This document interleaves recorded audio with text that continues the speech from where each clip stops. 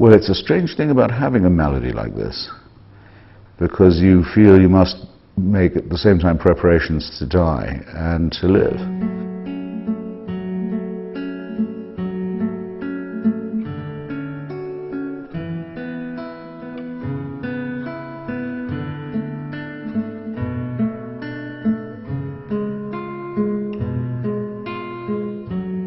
Tell me a little bit about how you discovered that you were sick. I was on my book tour for my memoir, Hitch 22, and I woke up one morning and I thought, this is not... I wrote it like this at one point, trying to be funny. I've woken up in the past feeling like death, but actually this could be the real thing. I couldn't really move, and my whole sort of chest cavity seemed to have been filled overnight with some kind of cement. And I wasn't sure I was breathing or my heart was beating. It was very frightening, and quite clearly something out of the ordinary. And I was in New York, and I managed to get the emergency services to come. It took me a long time to get to the phone, but once that happened, everything happened very quickly. And I discovered that my pericardial sac, the bit around my heart, the liquid that protects your heart, had sort of swollen up to the point where my heart couldn't move very well, if at all. Which may or may not have been related to my malady, but at any rate, before I left the hospital, they told me that my next appointment should be with an oncologist, the first time I'd ever heard the word really, because they'd found there was a unpleasantness somewhere in my chest area, a shadow of some sort, which proved to be a tumour in my esophagus, which had, by the time it was found and identified, had metastasized to my lymph glands, the palpable ones, the nodes that you can feel along your clavicle, along your collarbone, and possibly infringed into my lung. I'm not clear on that. And so what was the diagnosis then? Well, metastasized cancer of the esophagus. And you said your father died. Which rang immediately with me, resonated, as people say, because that's what killed my father when he was 79. I'm 62, my next birthday. And like me, my father had been a fairly consistent smoker, mainly a pipe. And he did his share with the bottle as well. But had never been ill until this happened to him, and was killed by it almost immediately. That was in a time when esophageal cancer wasn't very well understood, as it still is not, in point of fact. So it didn't take me long to find an oncologist, and for him to prescribe a course of chemotherapy for me. And as it was beginning, I thought I would just say to him, look, do you mind, I'm sure you get asked this a lot, what's a good result for someone like me? And what's a bad result? In terms of time, I'd like to be able to budget my time. That's the way I am anyway. And he said, you'd be surprised actually how many people don't ask. He said, I would prefer not to give you an answer until we've tried the therapy and seen if the chemistry works. But, as if thinking that might sound like an evasive answer, he said, what I can tell you is if you hadn't come in and started this, you'd be dead in a very few months. So from that I judged that I had got it severely, and that it had taken up some kind of residence. All I can tell you about, I'm now on my I'm coming to the end of my fourth 3-week treatment. I can only take it every 3 weeks. And that the place I was feeling before, and he was feeling, the clavicle, the ones that can be palpated from the outside, have measurably shrunk. So he knows that the cocktail he picked of chemo was a good one. And I'm taking that as an encouraging sign. It's not good to have a cancer that can be felt from the outside, but if you can also, by that simple means, show that it's diminishing, that's something, I suppose. So what do you think? I mean, what do you expect? Well, it's a strange thing about having a malady like this, because you feel you must make at the same time preparations to die and to live. And the way I put it in my Vanity Fair article was, lawyers in the morning and doctors in the afternoon, my two favorite professions taking up my life. All I need is a priest now. I have my three least. At least those I don't have to see.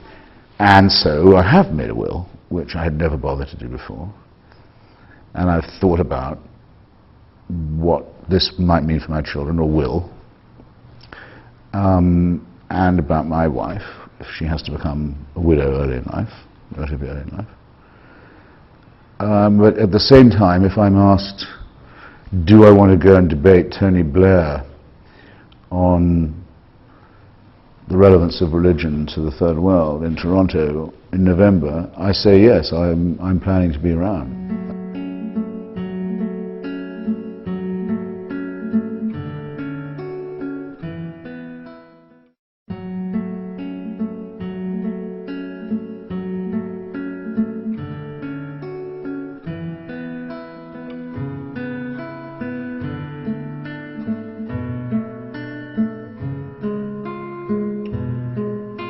Do you think that in some way you might deliberately have been courting death on a subconscious level? Not courting it, no, but perhaps trying to look it more in the eye, more often in the eye than I would have done when I was in my 40s, yes. To sort of test myself, measure myself against it, sure. Were you afraid of it? I'm not afraid of being dead, if you see what I mean. I mean, because I don't think I'll be aware of the fact that I am not there. So there's nothing to repine about in that case. But the way I phrase it in the book is, look, it's not just that you're tapped on the shoulder and told, you have to leave the party. It's quite a good party. You have to leave. Bad enough. And you can't come back. But it's going to go on without you. That's often or rather a bitter thought. The only worse thought I can imagine having is being tapped on the shoulder and told, you can't leave, you've got to stay, and the party's going on forever. That would instantly abolish one's desire to stay around, of course, and I think helps to expose the false promise of eternity.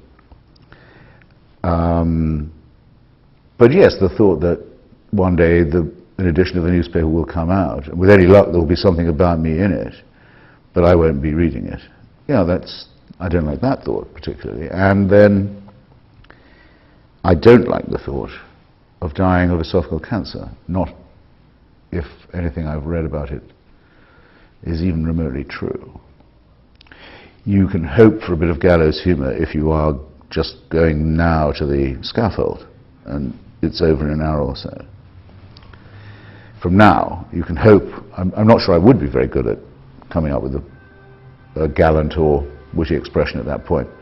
I think my mouth might be too dry, but it's rather different to be told you've got to be tortured for 6 months or so before the executioner is done with you.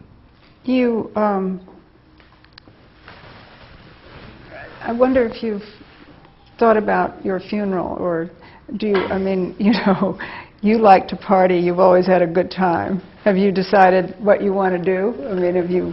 One of the things that Sigmund Freud says people like to do, but can't, is they try and picture their own funerals. It's a desire, I mean, everyone seems to have it and to have fantasized about it, but the fact of its impossibility doesn't stop people doing it.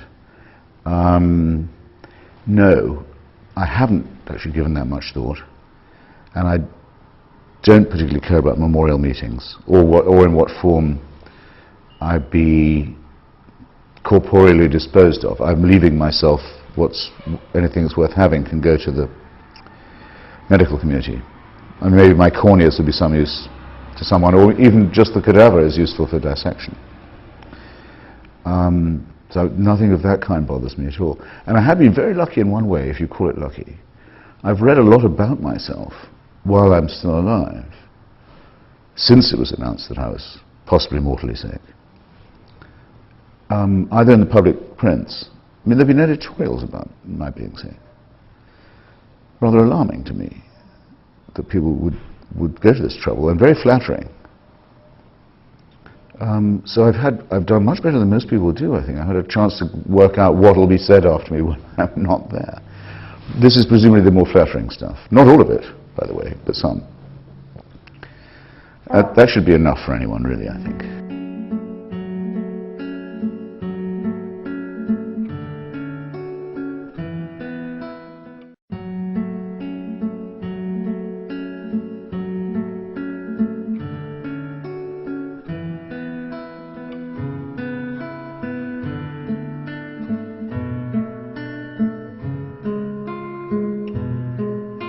Do you think that you have done what you were meant to do?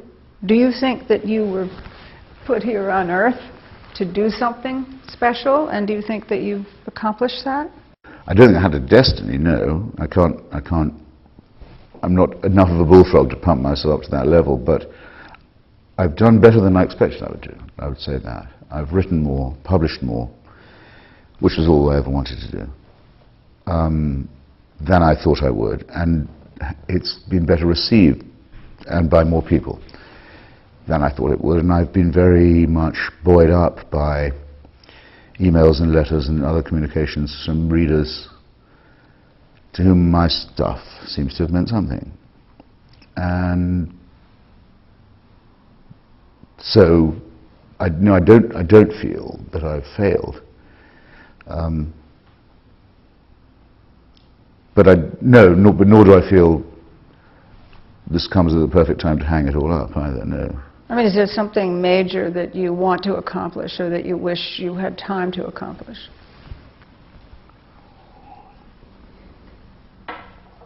Well, the cause of my life recently, in a sense, the cause of my life as a writer from the beginning has been to oppose man-made delusions, the mind-forged manacles, as William Blake calls them, of superstition and religious totalitarianism. And I know well enough about that it's not a battle you can ever hope to exactly win. There are rounds of it that can be won, but it's something that's going to go on forever. It's innate in the human condition and personality to be having this argument. And I've hugely benefited from taking part in it. I've learned a lot from it. I'd love to be thought of as someone who's contributed something to it. But you could never say you've done enough, no. When did you get interested in religion? Well, when I was quite small, at a boys' boarding school in England, Anglican school in a country where the inculcation of Anglican Christianity is, I think, still more or less legally obligatory.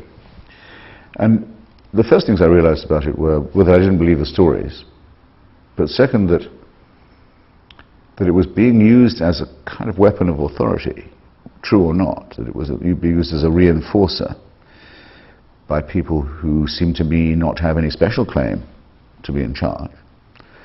And third, that and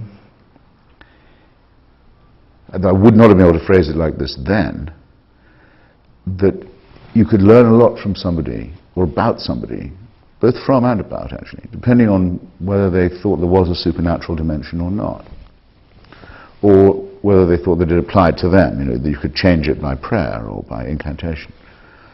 And that I strongly preferred the people who didn't think this. And when was it that you decided that you wanted to sort of take it on in a big way, which you did, finally? Well, it's been a thread in almost everything I've ever written, that the highest point of human attainment begins once, as I forget exactly how Immanuel Kant puts it, but when people decide consciously to shed illusions about themselves and about the cosmos.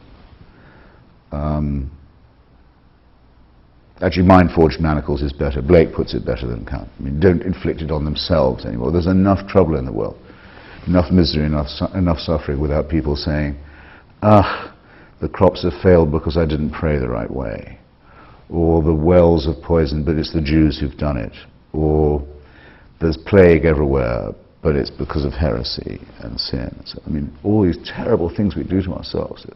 There comes finally a point. There was a point before in 5th century Athens, and there've been a few other moments in Holland in the 17th century and elsewhere, but since then, well, let's say since the 18th century Enlightenment, where people stopped doing that to some extent. In fact, where that's become almost common sense.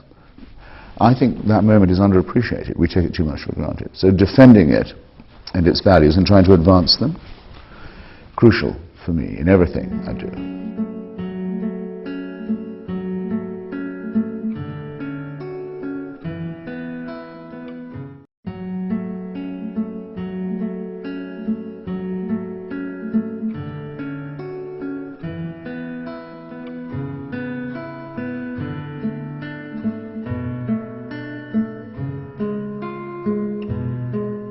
It seemed to me that there was a moment several years ago when your book came out, and God is Not Great, and Sam Harris and Daniel Dennett and Richard Dawkins, there's sort of four of you, made atheism acceptable, or at least made it a word that people could talk about.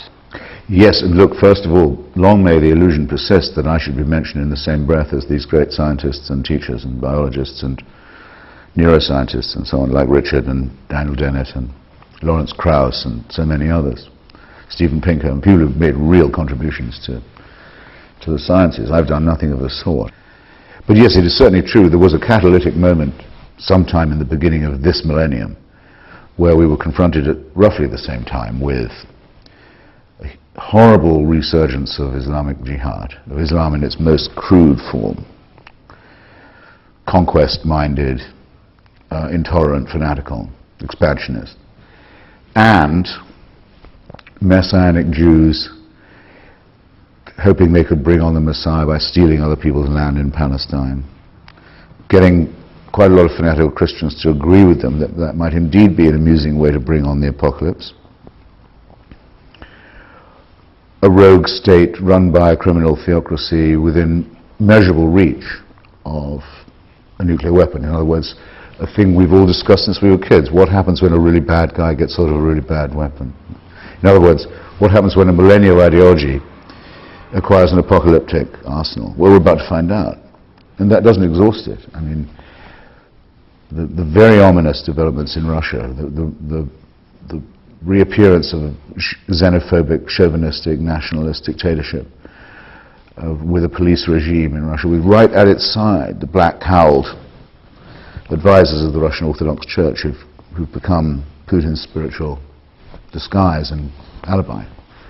That, by the way, is something we should be keeping a very close eye on, wherever you look. And not to say, in the United States, people demanding that nonsense and pseudoscience be taught to children at taxpayers' expense. So, I could go on, believe me, but time to push back against this. And my guess was that there were many people ready to join such a pushback, and I think simultaneously, or contemporaneously anyway, some of us were thinking the same thing for the same reasons, yeah. You wrote about a letter you got, or contribution, on one of the websites, and it said, "Who else feels Christopher Hitchens getting terminal throat cancer was God's revenge for him using his voice to blaspheme him? Atheists like to ignore facts. They like to act like everything is a coincidence." Really? It's just a coincidence that out of any part of his body, Christopher Hitchens got cancer, and the one part of his body he used for blasphemy? Yea, keep believing that, atheists. He's going to writhe in agony and pain and wither away to nothing and then die a horrible, agonizing death. And then comes the real fun when he's sent to hellfire forever to be tortured and set afire. Yes. How do you debate somebody like Well, that? I don't think there's any debating people like that, but I, and of course most Christians I know take a rather pitying view of that kind of unpleasantness. But I would still say that until very recently, by very recently I mean a matter of decades, that was something like the official Christian view. You will reap as you've sown. God is not mocked. If you sin and if you don't repent, you will be punished now and in the hereafter. The guy is obviously not a super literate contributor, but he has the weight of most of the Christian centuries on his side. It's only very recently become possible to doubt things like eternal punishment, and by the Catholic Church it still isn't possible to doubt it. He's a bit too glib in saying that I get the cancer I deserve, because as I point out to him, I've blasphemed with many more organs than my throat. The cancer is actually in my esophagus, which is a narrow but deep distinction. And if everyone got the cancer they deserved, it would be observable, I think. I mean, Diego Rivera, great communist painter, got cancer in his penis, in fact died of it. But I don't think that was the main organ of his atheism, if you see what I mean. It can't always be that neat. Still, there are people who do think, if lightning hit me, you know, they would shudder a bit. They'd think, gosh. They wouldn't be able to help themselves. They would not be able quite to think of that as an event in the natural order. And if Christians give up completely on believing that, or Muslims, or Jews, or any other believers, they know, of course, God doesn't act in that way, then they've given up a lot, because all the years in which they taught people that God does intervene in the natural world, and does supervise it, would be exposed as a fraud.